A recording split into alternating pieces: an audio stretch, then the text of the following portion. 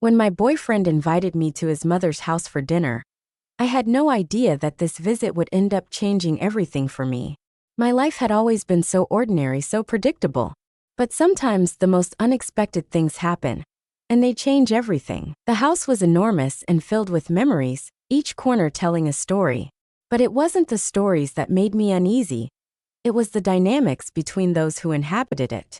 My boyfriend's mother was a woman who controlled everything with surgical precision, from how breakfast was prepared to which programs we watched on TV at night. My boyfriend's father, on the other hand, had a different energy. He was a charismatic man, always with a calm smile and carefully chosen words. While my boyfriend was lost in his work, I began to notice details that I had previously overlooked. It was on one of those lonely nights that I realized something that shook me to my core. While everyone was asleep, I stayed in the kitchen, thinking about how much my life had changed in such a short time. Then he appeared. My boyfriend's father entered the room with his relaxed gait and a cup of coffee in hand. "You can't get used to the noise of this house, can you?" he said with a smile that left me speechless. "I guess not," I replied, feeling my heart beat a little faster than usual. It was strange, but at that moment his presence was comforting. We talked for a few minutes, nothing transcendental, but that conversation stayed with me. There was something in the way he looked at me, as if he understood everything that was happening inside me. That night, as I tried to sleep, I couldn't get his gaze, his tone of voice out of my mind. Something in me began to change. I didn't want to admit it, but it was something more profound, a connection I had never felt before. And although I tried to ignore it, I knew that conversation would be the beginning of something I had never imagined. As the days passed, every interaction with him seemed charged with a tension I couldn't explain. But the most unsettling thing was that deep down, I didn't want it to disappear. There was something in that house, in those gazes, and in those silences that made me feel more alive than I had in years. It was during a family dinner that everything started to feel different.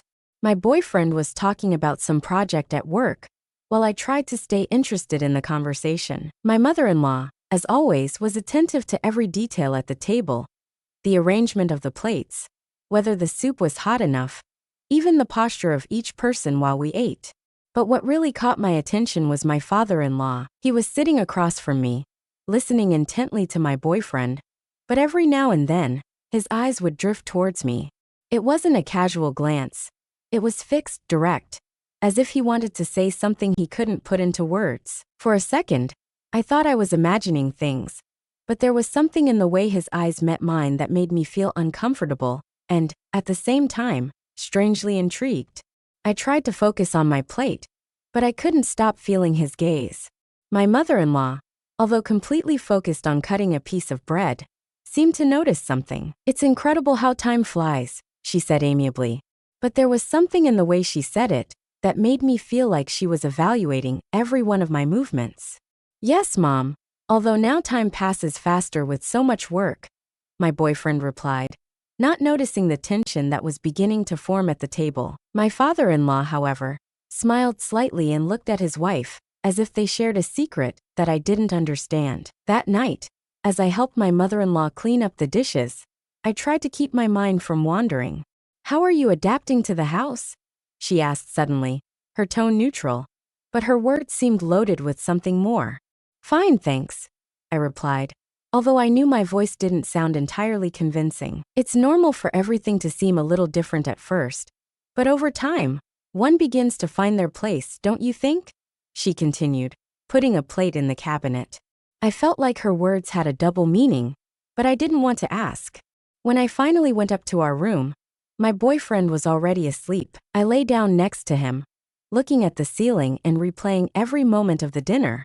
There was something in the way my mother-in-law looked at me, something in those gazes from my father-in-law that I couldn't ignore. It was as if every gesture and every word in that house were loaded with hidden meanings, and I was the only one who didn't understand the rules of the game. As the days went by, the tension only grew.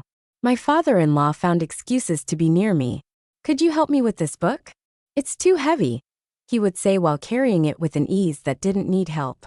My mother-in-law, on the other hand, invited me to go shopping with her or to take care of the garden, as if she wanted to keep me busy. It was a subtle, almost imperceptible game.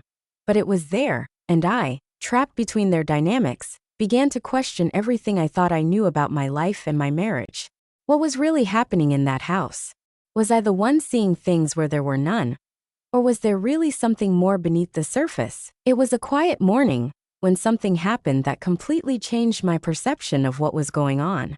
My boyfriend had left early for work, and my mother-in-law was in the garden taking care of her plants, with that almost obsessive dedication she had.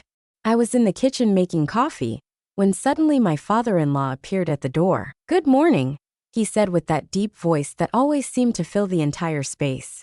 He was wearing a perfectly ironed white shirt and dark pants that accentuated his elegant bearing. I felt uncomfortable, not because I was doing anything wrong, but because his presence always had a strange effect on me. "Good morning," I replied, trying to sound casual as I filled a cup of coffee. "Of course, but only if you make it," he said with a slight smile that made me feel a knot in my stomach. I didn't know if it was the tone of his voice or the intention behind his words, but something in that phrase seemed too personal. I served him the coffee, and he sat down at the table right in front of me. For a moment, there was silence. A silence that normally would be uncomfortable, but that with him felt charged, as if something was about to happen. "How are you feeling here?" he asked suddenly, breaking the moment. The question seemed innocent, but the way he looked at me suggested there was something more behind it. "Fine, I think. It's a nice house, although a bit different from what I'm used to," I replied, trying not to seem nervous. "It's true, it's a place full of history," he said, taking a sip of his coffee. Then he added almost in a whisper, "And you seem to fit in perfectly here, as if you had always belonged to this place." I didn't know how to respond to that. There was something in his words that made me feel exposed, as if he could see something inside me that I didn't even understand myself. The rest of the day passed as usual, but that conversation kept running through my mind. I couldn't help but wonder what he really meant by that. Was it just me, or was there something more behind his words? That afternoon, as I helped my mother-in-law organize some cabinets, she made a comment that left me thinking even more. "My husband has always been a very observant man. He sees things that others overlook," she said while folding a blanket. "I didn't know that," I replied, trying to keep my tone neutral. "It's a quality that can sometimes be overwhelming," she continued without looking at me. "But it's also what makes him so special. He has always been a very particular man." I didn't know what to think. It was as if, in the context of what had happened that morning, her words felt loaded with meaning. Was she trying to warn me about something, or was she just talking? As I tried to fall asleep that night, I knew I had to be more careful, that I couldn't let my imagination play tricks on me. But deep down, I knew something was changing, and it wouldn't be easy to ignore it. It was a sunny day, one of those when it seems like nothing bad can happen. My mother-in-law was busy in the garden as usual, while I tried to concentrate on organizing some books in the living room. My boyfriend had left early for work, and wouldn't be back until late. Everything was calm until my father-in-law entered the living room with his calm walk, carrying a couple of old books. "Could you help me with this for a moment?" he asked with a smile. "Of course, what do you need?" I replied, trying to keep my tone casual, although his presence always made me a little nervous. "I'm reorganizing my library, and thought you might be able to help me. You have a good eye for these things," he said, placing the books on the table. His tone was kind, but the way he looked at me was different. I followed him to the small library of the house, a cozy space filled with shelves of dark wood and the smell of old paper. As we placed the books, the silence between us became increasingly dense until he broke it. "It's curious how certain people come into our lives at the exact moment," he said while holding a book in his hands. "Sometimes life puts us in situations that make us rethink things. Sometimes meeting someone can change everything," he continued, looking at me directly. My heart started beating faster. I didn't know what to say, so I looked down at the books, trying to hide my nervousness. But then something happened that I didn't expect. He came closer than necessary until his hand brushed mine, as we both tried to reach for the same book. It was a brief touch, but enough to make my breathing quicken. I looked up and our eyes met. There was something in his expression, a mix of doubt and decision, that left me motionless. "Are you okay?" he asked in a low voice, almost a whisper. "Yes, I'm fine," I lied, although I felt like my whole body was trembling. Then, without any warning, he leaned in slightly and kissed me. It was a brief kiss, almost as if he wanted to test if it was okay to do so. But in that instant, time seemed to stop. I didn't know how to react. All I knew was that I hadn't pulled away. "I'm sorry," he said immediately afterward, taking a step back. "I shouldn't have done that. It's not right." "There's nothing to apologize for," was all I could respond. My mind was blank, trying to process what had just happened. The rest of the day, I avoided any contact with him. I knew what had happened was wrong, but I couldn't get that moment out of my head. There was something in that kiss that had left me confused, as if it had unleashed feelings I didn't want to admit. That night during dinner, everything seemed normal. My mother-in-law talked about the flowers in the garden, my boyfriend about his work, and my father-in-law kept his usual calm smile. But I couldn't stop thinking about what had happened in the library. Each time I looked at him, I felt a knot in my stomach. When I finally lay down that night, my mind kept replaying that moment. Why hadn't I stopped him? Why did I feel that something had changed in me?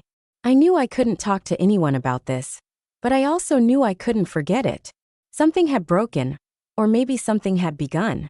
And although I wanted to believe I could move on, as if nothing had happened, deep down, I knew that was impossible. The days that followed the kiss felt like walking on a tightrope. Each interaction with him was charged with the tension that neither of us wanted to mention. My mother-in-law seemed oblivious to everything, continuing with her routines, the garden, the kitchen, her weekly trips to the market. But there were moments when I felt her gaze fixed on me, as if she could sense that something was happening. I told myself questions. How could I admit that something had changed in me? Why did I feel that something had begun? I knew I couldn't ignore it, but I also knew I couldn't talk to anyone about it. I was trapped in a whirlwind of emotions, and I didn't know how to escape. It was a quiet afternoon when everything changed again. My boyfriend had left early for work, and my in-laws seemed busy with their own affairs. I was alone in the living room, organizing some papers, when I heard laughter coming from the hallway. It was rare to hear my in-laws laugh so openly, so out of pure curiosity, I approached to see what was happening. When I reached the bathroom, the door was slightly open, and what I saw left me completely motionless. My in-laws were together, sharing a moment so intimate that I had never imagined. It wasn't anything vulgar or inappropriate, but the closeness and energy between them made me feel like I was seeing something I shouldn't. For a moment, I thought about leaving, about pretending I hadn't seen anything.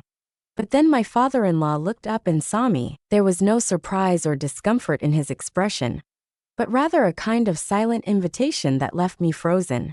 "Do you want to join us?" he asked with a smile, as if what was happening was the most natural thing in the world. My mind went blank. What was happening? Why was my heart beating so fast? Everything seemed like a surreal continuation of that night of games. The complicity, the laughter, the lightness of the moment. It was as if time had stopped, and I was in the middle of a decision I never thought I would face. But before I could respond or do anything, the sound of the front door opening abruptly brought a new chapter to my confusion.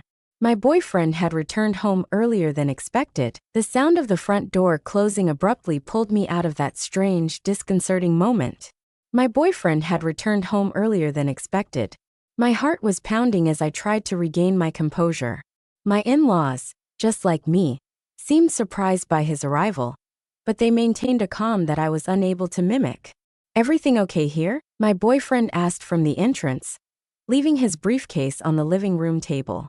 His footsteps echoed down the hallway as he approached us. I stood there like a statue, trying to find an appropriate response. "Of course, everything's perfect," my father-in-law replied with his usual nonchalant tone. Then, with a smile that I found unsettling, he added, "We were just talking about trivial things. Nothing important." My mother-in-law joined the conversation, as if nothing was out of the ordinary.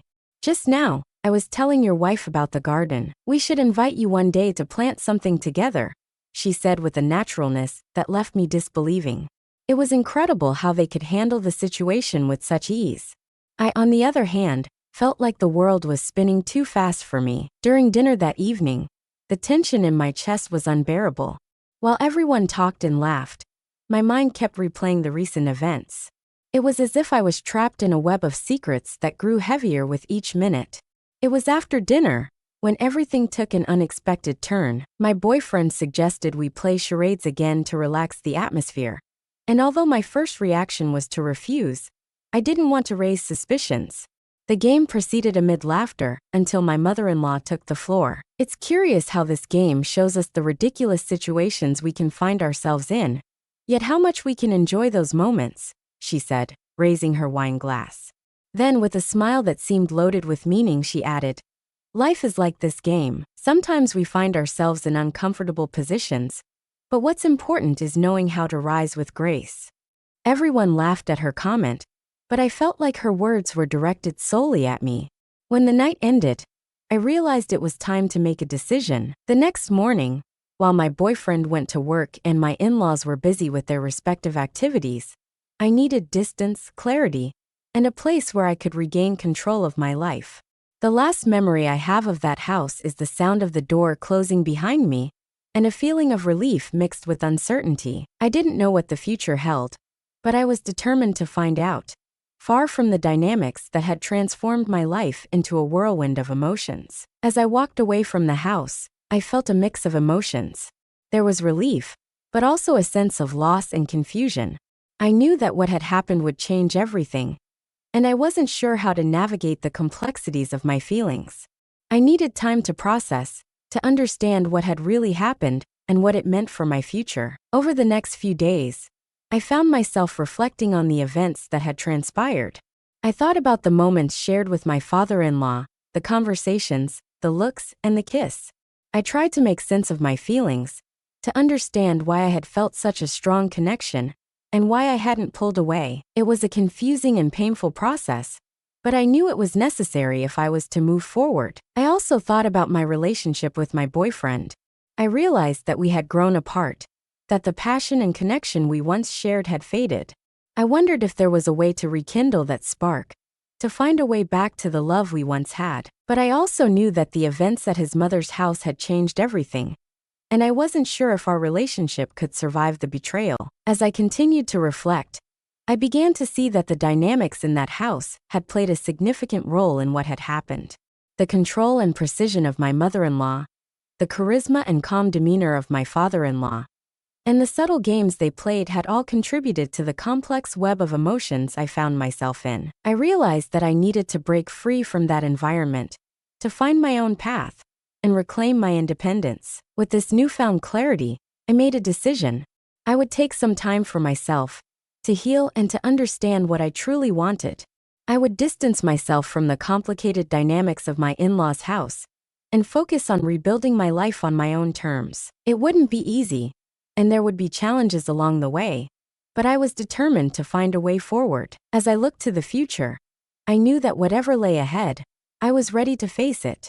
I was ready to confront the challenges, to embrace the adventures, and to live a life filled with love, laughter, and endless possibilities. I was ready to choose happiness, to choose love, to choose a life filled with meaning. And so, with a mix of determination and uncertainty, I stepped into the unknown, leaving behind the complexities of the past and looking forward to a brighter future.